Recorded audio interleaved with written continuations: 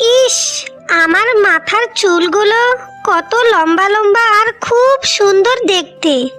আমার মতো এরকম চুল আর এই গ্রামের কারোরই নেই। সত্যি বিধাতা আমাকে এত সুন্দর করে চুল দিয়ে পাঠিয়েছে, আমি আর কি বলবো।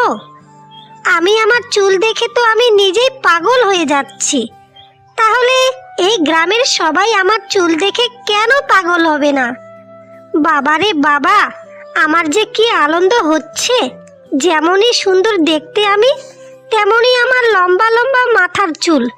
সত্যি কি বলবো। আর আমার বৌদিরা আমাকে দেখে শুধু হিংসাই করে। সত্যি আমার চুলগুলো দেখে খুবই হিংসা করে। আর আমিও বৌদিকে আর কি বলবো, ওনার তো আর এমন বড় বড় লম্বা লম্বা চুল নেই, তার জন্য হয়তো আমার চুলগুলো দেখে হিংসা করে। রূপার বৌদি তখন রান্নাঘরে রান্না করছিল, আর ঠিক তখনই রূপাকে ডাক দিয়ে বলতে থাকে, রূপা বোন, তুমি কি আমার কথা শুনতে পাচ্ছ? একটু রান্নাঘরে এসো না, তোমার সাথে আমার কিছু কথা আছে। রূপা বোন, একটু এসো না। হয়ে গেল, চিৎকার চেঁচামেচি করা শুরু করে দিল। 2 মিনিট আমাকে ভালো মতনই বসতেও দেয় না। নিজের দিকে যে একটু ভালো মতো যত্ন নেব, সে আমার শান্তি নেই।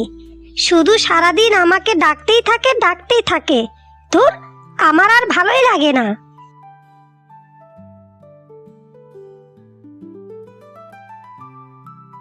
কি হলো কি তোমার বৌদি? আমাকে এমন ভাবে চিৎকার করে তুমি ডাকছো কেন বলো তো? তুমি কি আমাকে 1 মিনিটও ভালো মতো বসতে দেবে না? কেন শুধু সারাদিন বাড়িতে তুমি চিৎকার করতেই থাকো? বলো এখন কি হয়েছে এমন ভাবে ডাকলে যে? শোনো না বোন, আমি এদিকে তরকারিটা বসিয়েছি, তুমি একটু পুকুরে গিয়ে 1 কলসি জল আনতে পারবে? আমি যদি এখন যাই তাহলে তরকারিটা ধরে যাবে। আমার যে আবার তরকারিটা নামানোর সময়ও হয়ে এসেছে। তাই তো তোমাকেই বলছি, তুমি যদি 1 কলসি পুকুর পাড় থেকে জল এনে দিতে তাহলে আমার খুবই ভালো হতো। তুমি কি বলছো বৌদি? আমি পুকুর থেকে জল আনতে যাব? না না, আমি কোনো জল আনতে পারবো না। তুমি আমাকে কি ভাবছো বলো তো? সবসময় কি আমি বাড়ির কাজকর্ম করব নাকি? না, আমি এই বাড়ির চাকর না যে সবার কাজকর্ম আমি করব।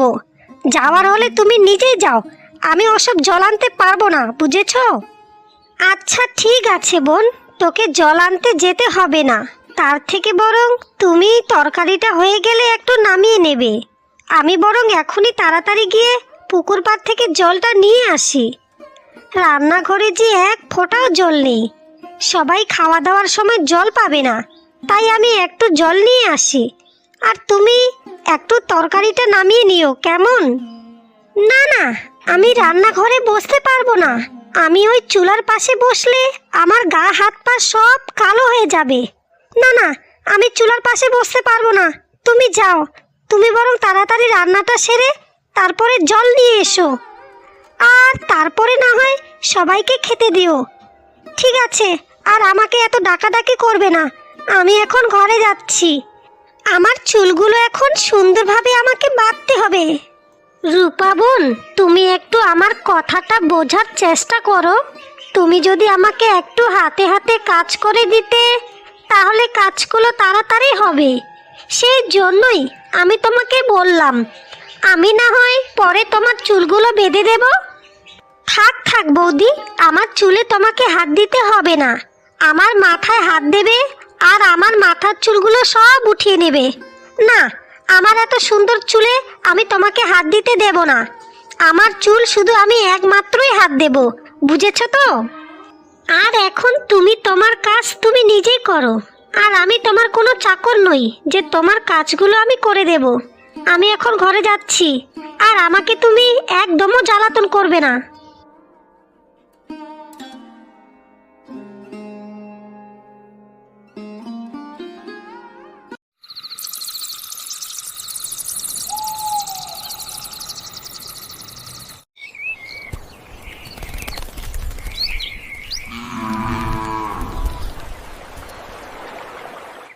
আরে বান্ধবী, তোর চুলগুলো তো খুব বড় বড় লম্বা লম্বা হয়েছে রে।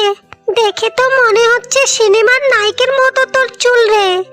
হ্যাঁ রে বান্ধবী, আমি জানি আমার চুলগুলো বড় লম্বা এবং খুব সুন্দর। তুই আমাকে বল তো, এই পাড়ায় আমার মতো সুন্দর চুল আর কারো আছে নাকি? আমাকে বল তো তুই। আর না আছে আমার মতো সুন্দর এই গ্রামে একটাও মেয়ে। তবু আমি অত গর্ব করি না। আর তুমি শুধু দেখো, আমার মা আর আমার বৌদিকে বলি হারি, আমার এত সুন্দর চুল আছে, কোথায় একটু আমার প্রশংসা করবে, কোথায় আমার চুলের একটু যত্ন নেবে, কিন্তু তা না, সব সময়ই আমার চুলের হিংসা করতেই থাকে তারা। তবে তুই জানিস তো রূপা, তোর মতো যদি আমারও মাথায় চুল থাকতো কত না ভালো হতো। আমাকে দেখ, আমার মাথায় তেমন চুলই নেই, আর তোর মাথায় কত সুন্দর লম্বা লম্বা চুল রে বাবা। দেখ বান্ধবী, আমি তোকে একটা কথা বলি, তুই আবার রাগ করিস না রে। এমন লম্বা লম্বা মাথায় চুল হওয়া না ভাগ্যের দরকার লাগে রে। আর দেখ, আমার ভাগ্যটা খুবই ভালো, তাই তো বিধাতা স্বয়ং আমার মাথায় এত লম্বা লম্বা চুল দিয়েছে। আর তোর মাথায় দেখ কোনো চুলই নেই, আর আমার বৌদির মাথায়ও তেমনও চুল নেই। তাহলে তুই বল, সবারই এমন ভাগ্য থাকে না রে, বুঝেছিস? তবে দেখ রূপা, তুই তোর চুল নিয়ে খুব অহংকার করিস। তবে তোকে আমি একটা কথা বলছি, এই এত অহংকার কিন্তু বেশি ভালো না রে। একটা কথা মাথায় রাখবি, অহংকার কিন্তু পতনের মূল। তাই এত বেশি লাফালাফি আর চুলের অহংকার করিস না, বুঝেছিস? তুই এইসব বাজে কথা বলার তুই কি কোনো জায়গা পাসনি? দেখে দেখে আমাকেই বলছিস। ঠিক আছে, তোর যদি এটা মনে হয় যে আমি অহংকার করছি, তাহলে অহংকার করছি। আমার মাথায় চুল আছে তাই আমি অহংকার করছি। তাহলে কি তুই অহংকার করবি বল তো? কারণ তোর মাথায় তো চুল নেই, তাহলে তুই অহংকার কি করে করবি বল?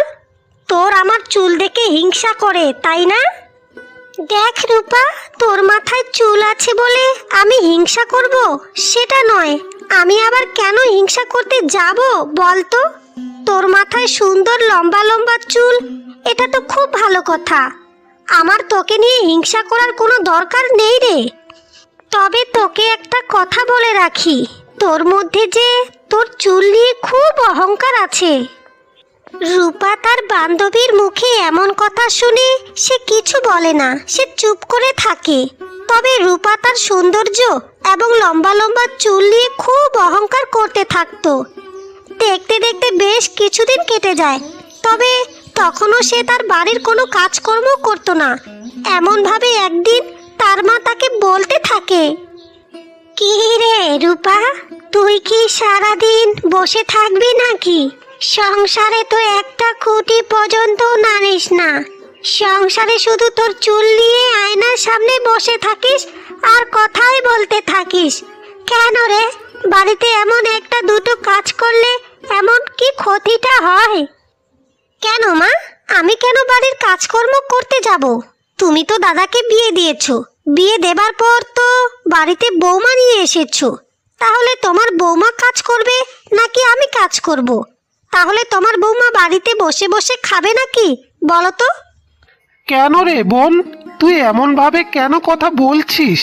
আর ও তো তোর বৌদি, তাহলে তোর বৌদির সাথে একটু হাতে হাতে কাজ করে দিতে তোর কি এমন ক্ষতি হয়?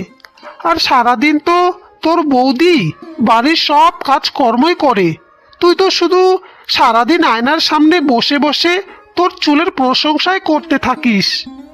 হ্যাঁ রে দাদা, হ্যাঁ, তুইও সেই বিয়ের পরে পাল্টে গেলি তো, সেটাই তো আমি এখন দেখতে পাচ্ছি। প্রত্যেকটা ছেলে বিয়ের পরে পাল্টে যায়, আর সেটা আজকে আমি নিজের চোখে দেখতে পাচ্ছি। তুই দেখ, এখন তোর বউয়ের হয়ে আমার সাথে এখন ঝামেলা করতে এসেছিস। সত্যি ভাবা যায়, এখন বিয়ের পর তুইও তোর বউয়ের চামচা হয়ে গেলি নাকি রে, আমায় বল তো? মা, তুমি দেখতে পাচ্ছ বোন তোমার সামনে দাঁড়িয়েই কি সব উল্টোপাল্টা কথা বলছে? এইসব কথাবার্তার কি কোনো মানে আছে তুমি বলো তো? এ কি ধরনের কথাবার্তা বলছে ও? সেটা তো আমিও ভালোভাবে দেখতে পাচ্ছি রে খোকা। ওকে শুধু আমি দেখে যাচ্ছি যে ও আর কতটা বার বাড়তে পারে। এত অহংকার কিসের রে তোর? সে বড় ছোট কিছুই মানিস না? এত কিসের অহংকার? দুদিন পর তো তোকে বিয়ে দিলে সেই তো শ্বশুর বাড়িতে গিয়ে খুন্তি ধরবি। এখন থেকে যদি একটু আধটু বাড়ির কাজকর্ম না শিখিস তাহলে সেখানে গিয়ে কি করবি? হ্যাঁ, শাশুড়ির হাতে ছেটা পিটা করবে তোকে, বুঝেছিস? দেখো মা, আমি তোমাকে একটা কথা পরিষ্কার করে বলে দিচ্ছি, আমি যেমন তেমন ছেলেকে বিয়ে করব না। আমি এমন একটা ছেলেকে বিয়ে করব সে যেন খুব ধনী হয়, সেখানে যেন আমি রাজরানী হয়ে থাকতে পারি। আমি এমন চাকরানী হয়ে থাকবো না, বুঝেছো? আর এমনিতেও আমার মাথায় চুল আর আমার সৌন্দর্য দেখলে সবাই আমাকে পছন্দ করে বিয়েই করে নেবে। আবার ধনী বাড়ির ছেলে, তখন তোমরা দেখে নিও। দেখ বোন, আমি তোর দাদা হয়ে তোকে একটা কথা বলছি, এত অহংকার ভালো না। তবে একটা কথায় মাথায় রাখিস, কার ভাগ্যে কি আছে সেটা কেউই জানে না। আজকে তুই এত অহংকার করছিস, আর কালকে দেখবি তোর সব অহংকার একেবারে ভেঙে চুরমার হয়ে যাবে। আচ্ছা ঠিক আছে দাদা, তোর অত জ্ঞান শোনার জন্য আমার কাছে সময় নেই, বুঝেছিস? এখন তুই এখান থেকে যা তো, আর তোর কি কাজকর্ম আছে আগে সেগুলো গিয়ে কর। আমাকে এখানে তোর জ্ঞান দিতে আসিস না, যত সব আদিক্ষেতা। দেখ রূপা, তুই কিন্তু এবার বড্ডবার বেড়ে যাচ্ছিস। তখন থেকে আমাদের উল্টাপাল্টা কথা শুনিয়েই যাচ্ছিস। তোকে একটা কথা বলে রাখছি, তুই এবার থেকে যা কিছু খাবি নিজে বানিয়ে খাবি। তোর জন্য এই বাড়িতে কোনো কাজের লোক নেই, বুঝেছিস? তুই যখন ভেবেই নিয়েছিস যে এই বাড়ির কোনো কাজকর্ম করবেই না, তাহলে তোরও কাজকর্ম এই বাড়িতে কেউ করবে না। তার মায়ের এমন কথা শুনে রূপা আর কিছু বলে না, সে চুপচাপ করে বসে থাকে। দেখতে দেখতে এমন ভাবে আরো বেশ কিছুদিন কেটে যায়। হ্যাঁ মা, আপনি আমাদেরকে ডেকেছেন, বলুন মা, কি হয়েছে? হ্যাঁ বৌমা, তোমাদের সাথে আমার কিছু কথা আছে। তা আমি বলছিলাম কি, রূপার তো এবার বিয়ে দিতে হবে, ওর তো যথেষ্ট বিয়ের বয়স হয়েছে। তা আমি একটা ভালো ছেলের সম্বন্ধ পেয়েছি। আজকে যখন পাশের গ্রামের কুসুমের বাড়িতে আমি গিয়েছিলাম, সে বলছিল যে একটা নাকি খুবই ভালো ছেলে আছে আর শহরেও থাকে, আর তারা যদি আমার মেয়েকে দেখে তারা নাকি রূপাকে পছন্দ করে নেবে। তাদের কিছুই দাবি দাবা নেই। যদি একবার তারা আমাদের বাড়িতে এসে রূপাকে দেখে যেত তাহলে কেমন হতো? মা, এ তো খুব ভালো কথা। আপনি তাড়াতাড়ি ওদেরকে বলুন আমাদের বাড়িতে আসার কথা। আমরা সবাই মিলে একসাথে বসে কথা বলবো। মা, আমারও মনে হয় একবার এই সম্বন্ধটার সাথে কথা বলা উচিত। আর এমনিতেও বোন তো বারবার বলেইছিল সে নাকি ধনী ছেলেকে বিয়ে করবে, আর এই ছেলেটাও শহরে বাড়ি, আবার ধনী বাড়িরও ছেলে। তাহলে একবার আমরা এই ছেলের সাথে কথা বললে খুব ভালো হবে মা। হ্যাঁ রে খোকা, আমিও শুনেছি ছেলের পরিবার নাকি খুবই ভালো, কিন্তু আমার তো এখানে চিন্তা হচ্ছে আমার মেয়েটাকে নিয়ে। আমার মেয়ের যে এত অহংকার, সে তো বড় ছোট বলে কিছুই বোঝে না। জানি না তাদের সাথে কি ব্যবহার করবে না করবে। বিয়ের পর শ্বশুর বাড়িতে ভালোভাবে থাকতে পারবে না পারবে, কিছুই আমি বুঝতে পারছি না রে খোকা। মা, আপনি এখন এত বেশি চিন্তা করবেন না। বিয়ের আগে মেয়েরা এমনই একটু আধটু ছটপটে হয়, তারপর আপনি দেখবেন বিয়ের পর যখন সংসারের দায়িত্ব সব মাথায় আসবে তখন সে ঠিকই শান্ত হয়ে যাবে। তখন আপনার এই মেয়ে সংসারী এবং খুব শান্ত হয়ে যাবে। মা দেখো, যদি এমনটাই হয় তাহলে তো খুব ভালো হয়। যদি আমার মেয়েটা তোমার মতো একটু গুণ পেত তাহলে খুবই ভালো হতো, আমার এত দুশ্চিন্তা আর হতো না। মা, তুমি আর বোনকে নিয়ে চিন্তা করিও না তো, দেখবে সময়ের সাথে সাথে সব ঠিক হয়ে যাবে। তুমি বরং একবার কুসুম মাসিকে বলো যে ওই পরিবারের সাথে আমরা একবার কথা বলতে চাই। ঠিক আছে খোকা, আমি তাহলে কালকে কুসুম দিদিকে বলবো যেন ছেলের বাড়ির লোকজনেরা মেয়েকে একবার এসে দেখে যায়, দেখে তাদের মেয়েকে পছন্দ হয় কি না হয় সেটারও তো একটা ব্যাপার আছে, তাই না? দেখুন মা, আমাদের বাড়ির মেয়ে কিন্তু দেখতে কম খারাপ নয়। মেয়ে খুবই সুন্দরী, যেমনই সুন্দরী ঠিক তেমনই তার মাথা লম্বা লম্বা ঘন ঘন চুল আছে। তাহলে যে কোনো ছেলের পরিবার দেখলে বোনকে পছন্দ করবে মা, এটা নিয়ে আপনি আর কোনো চিন্তা করবেন না তো। তাদের এইসব কথাবার্তা রূপার দরজার বাইরে থেকে সব শুনতে থাকে। তারপর সে নিজে নিজে বলতে থাকে, আমার জন্য শহর থেকে ধনী বাড়ির ছেলে দেখতে আসবে? বাহ বাহ বাহ বাহ, আমি যেমন চেয়েছিলাম ঠিক তেমনটাই হচ্ছে। আমি তো সারা জীবনে এমনটাই চেয়েছিলাম যেন ধনী বাড়ির ছেলেকে আমি বিয়ে করতে পারি, সেখানে আমি রাজরানী মহারানীর মতো থাকবো, আর আমার আশেপাশে সব চাকররা থাকবে। বাহ, এতদিনে আমার সব স্বপ্নগুলো সত্যি হতে চলেছে। আমার যে কি আনন্দ হচ্ছে কি বলবো। আর এমনিতেই আমার চাইতে এমন ঘন লম্বা চুল আর আমার যা সৌন্দর্য দেখতে, যে কেউ দেখলে তো আমাকে পছন্দ করবে। নিশ্চয়ই ওরা আমাকে দেখলে আর মুখ ফেরাতে পারবে না, সবাই আমাকে পছন্দ করে ওই বাড়িতে বিয়ে করে নিয়ে যাবে।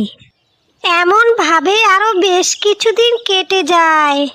এমনই একদিন, দেখো দিদি, মেয়ে কিন্তু আমাদের বড্ড পছন্দ হয়েছে। যেমন সুন্দর দেখতে ঠিক তেমনই তার মাথার লম্বা লম্বা চুল। বাবা, কত সুন্দর একটা মেয়ে! আমি তো আমার বাড়িতে ওকে বৌমা বানিয়ে নিয়ে যাব। মা, এই মেয়েকে আমারও বড্ড পছন্দ হয়েছে, ওকে বিয়ে করতে আমার কোনোই আপত্তি নেই মা। দেখুন, আগে আমি একটা কথা বলি, আমার মতো এরকম সুন্দরী মেয়েকে তো আপনাদের পছন্দ হতেই হবে।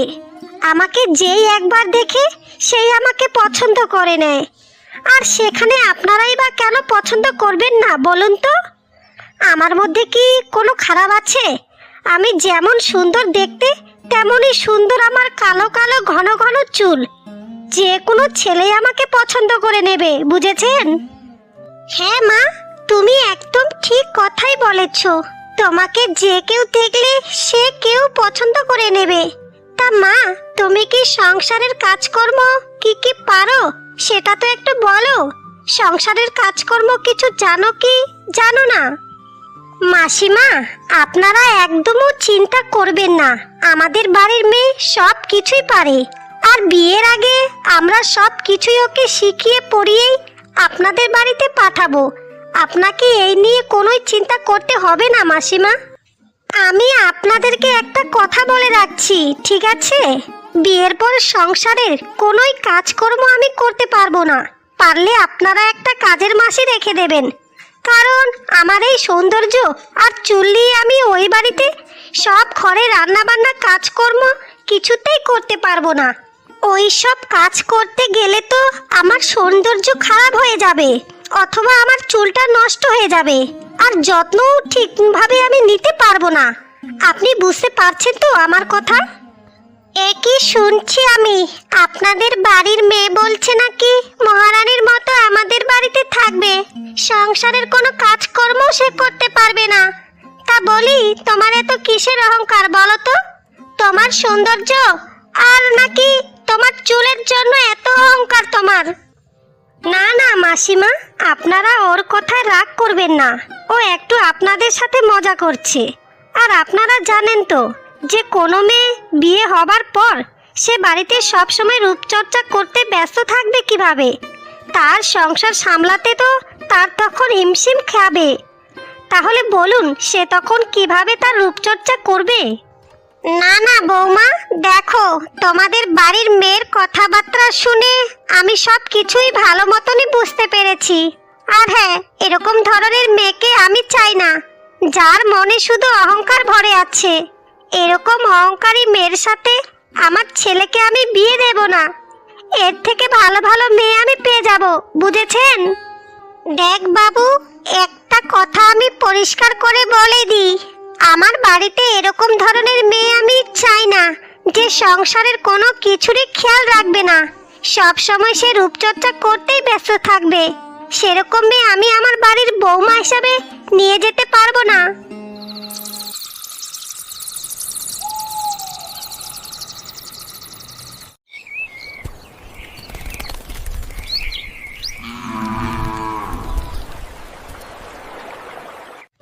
ওদের সামনে তোকে এত কে কথা বলতে বলেছে একটু শুনি আমি? তখন তোর মুখটা একটু বন্ধ করলে হতো না নাকি? সব সময় নিজের রূপের প্রশংসা আর হচ্ছে চুল নিয়ে পড়ে থাকে। বলি এত কিসের অহংকার তোর রে? একটা কথা মনে রাখবি, এত অহংকার ভাঙতে না বেশিক্ষণ সময় লাগবে না।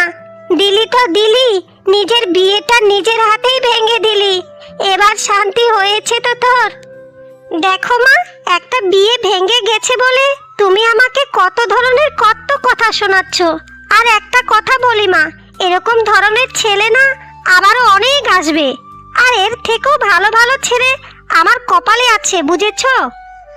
আর ওরা তো ওদের বাড়িতে বৌমা নিয়ে যাবে না, তারা তো বাড়িতে নিয়ে যাবে চাকরানি।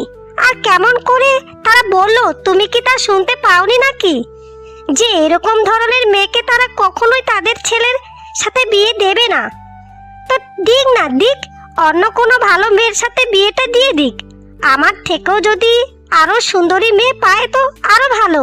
দেখো বোন, আমি তোমাকে একটা কথা বলি, তুমি ওদের বাড়ির বৌমা হবে, আর ওদের সামনেই তুমি যদি এমন ভাবে কথাবার্তা বলতে থাকো, তাহলে তারা কিভাবে তাদের ছেলের সাথে তোমাকে বিয়ে দেবে বলো তো? তোমার ওদের সামনে এমন ভাবে কথা বলাটা একদমই উচিত হয়নি বোন। হয়েছে, আমাকে আরেকজন জ্ঞান দেওয়া শুরু করে দিল। হয়েছে হয়েছে বৌদি, তোমার কাছে আমার জ্ঞান নেওয়াটা কোনোই দরকার নেই। তুমি বরং তোমার মুখটা এখন বন্ধ রাখলেই খুবই ভালো হবে, বুঝেছো?